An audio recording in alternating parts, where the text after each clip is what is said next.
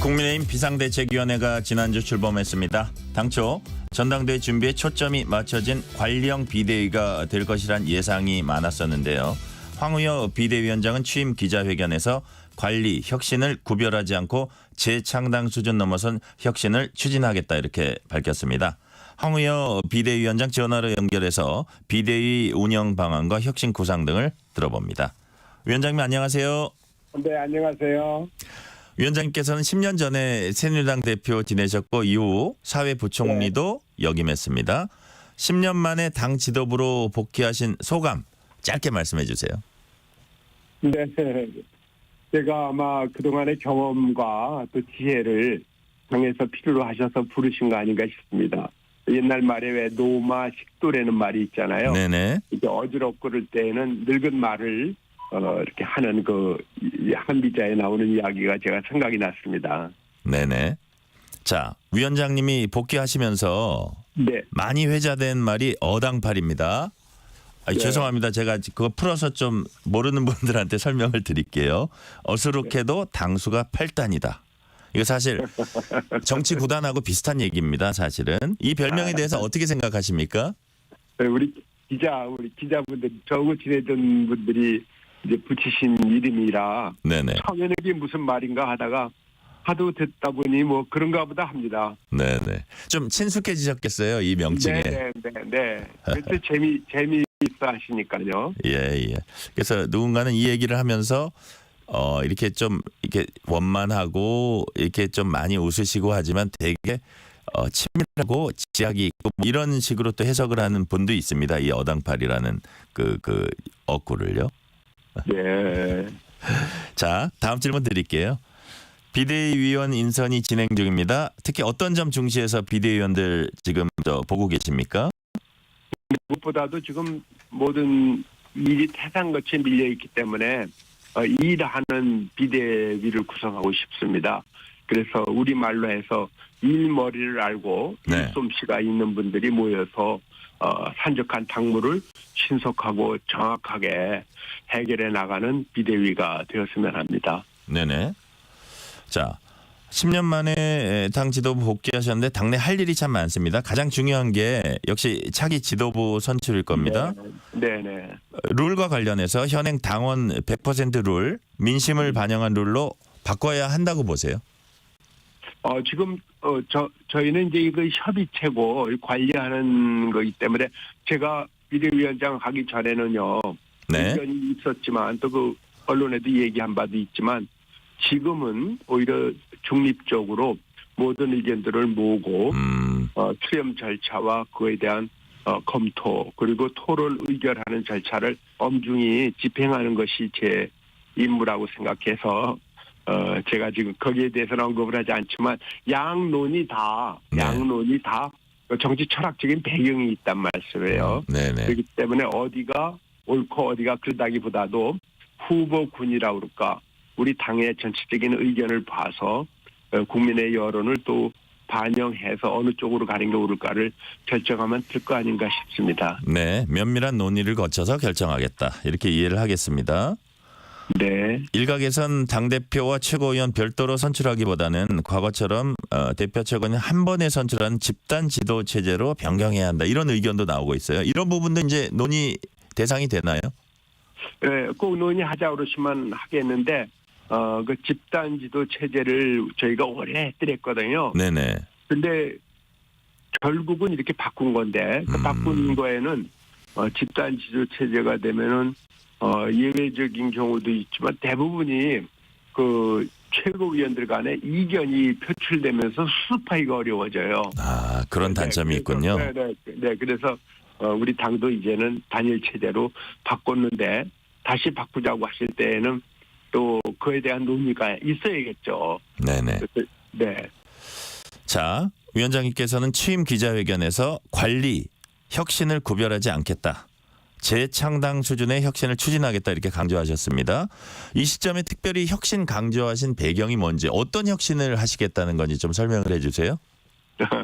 그게 혁신 그러면은 주로 우가 좌로 가고 또 뭐 중도 확장 이러면서 우리의 스스로의 색깔을 변화해야 된다. 네. 이런 말씀들을 하시는데 네네. 저는 그러다 보니까 우리 정통 보수 정당 아니겠어요? 네. 그리고 또 이 국가를 건립하고 이만한 나라를 세운 데 있어서는 이 보수 정당의 역할이 대단했는데 그것이 소홀하고 그래서 결국은 오히려 지금은 우리가 보수 정당으로 자리를 매김을 해야지. 그렇지 않으면은 다시 다른 보수 정당이 필요하겠죠.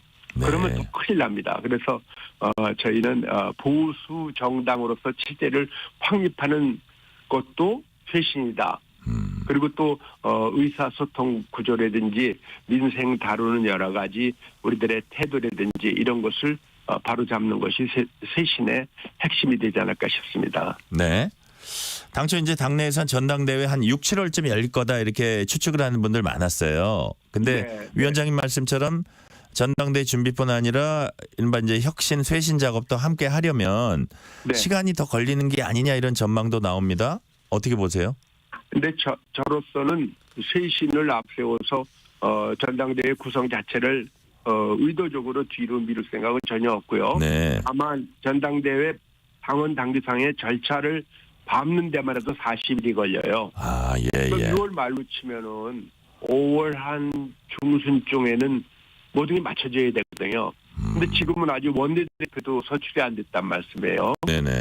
그래서 자연스럽게 좀 지연되기 때문에 이것을 지연이라고 하지 말고 매듭을 하지 말고 우리가 성실하게 모든 일을 해나가면서 해야 되는데 저는 그 관리형이라고 그래서 당대표 이 전당대회에만 집중하다 보면 국민들이 우리 당에 대한 요구가 네. 전혀 반영되지 않을 수가 있기 때문에 총선 직후에 여러 가지 상황과 국민들의 의견을 철저히 반영하면서 초기에 오히려 쇄신과 반성과 새로운 당의 모습을 갖추는 것이 중요하다 이렇게 보고요. 네. 그러나 전당대회가 매듭을 쳤지만 저희는 그런 쇄신 작업을 후임 대표한테 넘기면서 이렇게 하면 되지 않을까 싶습니다. 또 네. 당원상으로 봐도 비대위가 관리만 해라 이렇게 제안할 수 있는 근거가 없어요. 예, 예. 네, 비대위가 구성될 때는 그리고 지금 이 시점이 되게 중대한 시점이다 또 보시는 거죠? 만약에 그렇게 그렇죠. 생각하시는 거 보니까. 예, 예. 그렇죠. 네.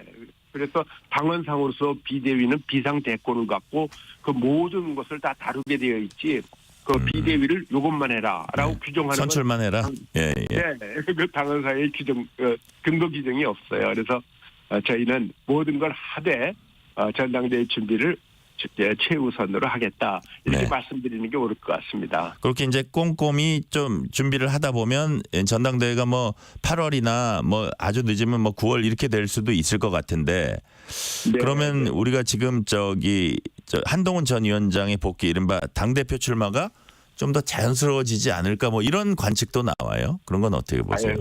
그런 걸 염두에 안 두고 네. 일을 꼬박꼬박 하는 것이지 특정인을 염두에 두고 일을 할 수는 없죠. 당무라는 것이요. 네네.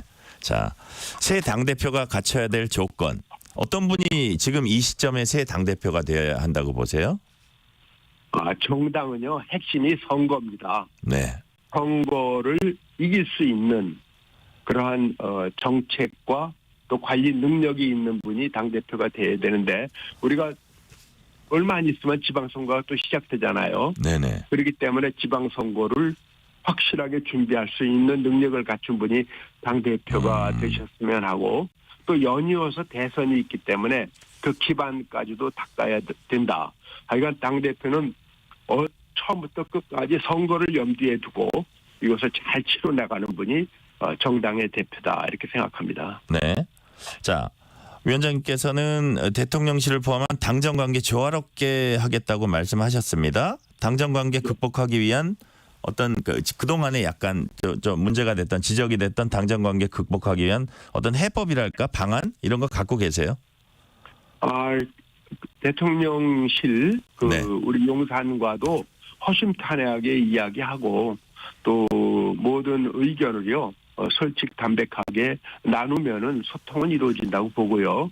또 우리 비서실장이나 정무수석이 있으니까요. 네. 수시로 대화하고 또 우리 당과 연계점을 만들어 보면 되지 않을까 싶습니다. 야당과 협치도 강조하셨습니다. 민주당 이재명 대표와 조만간 만날 계획이 있으세요? 당연하죠. 네, 기회가 되면은 만나겠습니다. 네. 협치를 위해선 여당의 의지도 중요하지만 야당의 협조도 필요합니다. 야당이 최상병 특검법 단독 처리로 이제 그 대치대원국 이어지고 아울러 김건희 여사 특검법 각종 쟁점 법안 처리가 이제 줄줄이 예고가 돼 있습니다. 이 같은 야당의 입법 파상 공세 속에 협치를 어떻게 이끌어낼 수 있을까요? 그것이 우선 근본 자세가요. 네네. 우리는 야당 자체로 보는 것이 아니라 야당을 지지하는 국민이 있잖아요. 네. 그 국민의 의사를 살펴야 되겠죠. 그래서 야당 의견도 존중할 수 있는 데까지 존중하고 그 대신 반대로 또 우리 여당을 지지하는 국민들이 있으니까 야당은 우리 국민들의 여당 지지 부분을 존중하고 서로 이렇게 했으면 좋겠습니다. 그래서 정반합의 변증법적인 하나의 의사로 나가는 것이 중요하기 때문에 거기에는 항상 협치와 또 양보 그리고 존중이라는 정신이 들어가야만 국가가 안정이 되겠죠. 방금 전에 민주당 박찬대 새 원내대표가 저희 이제 출연을 해가지고 얘기를 했는데요. 네. 법사위원장과 운영위원장은 꼭 가져올 것이다 했습니다. 이 부분은 어떻게 해야 될까요? 그건 전통적으로 서로 논았거든요. 운영위원장은 여당이 하고 법사위원장은 이제 다수당인 것을 대비해서 야당한테 양보를 하고 그런 것이 오랜 전통이기 때문에 네. 그걸 한번 바꿔놓으면은 이제 민주당이 소수 정당 또 여당이 될 때 아마 굉장히 곤란하실 거예요. 그래서 그거는 전통을 잘 유지하는 것이 좋지 않을까 생각합니다. 지금 원내대표 3파전입니다. 송석준, 이종배, 추경호 의원. 이 시점에 원내대표는 어떤 자질을 갖춰야 됩니까? 원내대표는 우선 그 의원들의 의견을 규합하는 그러한 단결의 중심점이 되셔야 하고요. 네. 또 당론 같은 거 정할 때에 그런 것을 이제 헤쳐나갈 해안이 필요하고요.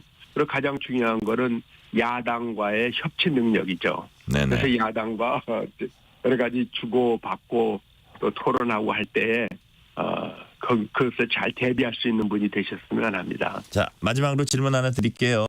네. 윤 대통령이 오는 9일에 취임 2주년 기자회견을 할 예정입니다. 이번 기자회견에 어떤 내용이 반드시 담겨야 한다고 보세요?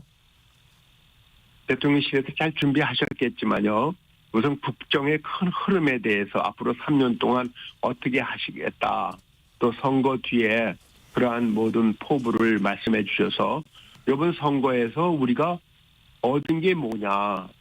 심판은 양당이 다 심판했지만 앞으로 3년 동안 뭘 해야 되겠느냐에 대한 그러한 담론이 좀 부족하지 않았나 하는 생각들을 여러분들이 하시는 것 같아요. 그러니까 대통령께서 그 부분을 잘 좀 밝혀주시고 또 현안이 무엇보다도 민생이 어렵지 않습니까? 네네. 그래서 굵직굵직한 민생에 대한 의견을 좀 해서 해법을 제시하시면서 국민들의 아픔과 여러 가지 참으로 그 상처를 감싸주시는 그런 회견이 되었으면 합니다. 오늘은 여기까지 듣겠습니다. 국민의힘 황우여 비대위원장이었습니다. 감사합니다. 감사합니다. 지금 시각 8시 44분입니다.